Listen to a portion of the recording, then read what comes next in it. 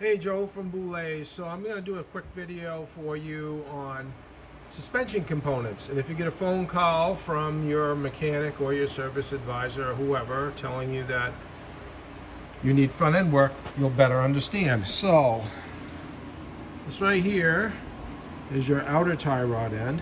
This is your inner tie rod end. If they say they can't make the adjustment because the adjuster sees, they're talking about the inner tie rod end is seized to the outer tie rod end.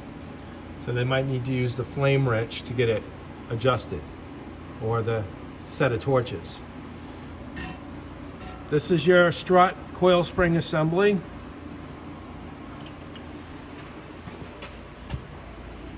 This right here is your stabilizer link, and that link connects up to here, the top of the knuckle.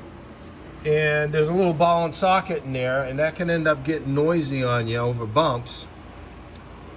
And a lot of people will end up being sold strut assemblies, which are way more expensive than just the stabilizer link. So if you got a rattling going on in your front end, it's always good to start by looking at the stabilizer links. The stabilizer bar bushings, those can make noise too.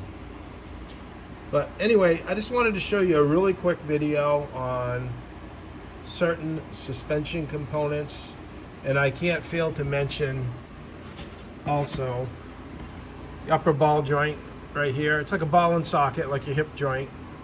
And then you got your lower ball joints that live right down in here. Those get loose, then that becomes a safety concern. Until next time, like and subscribe if you'd like to. Have a great rest of your day.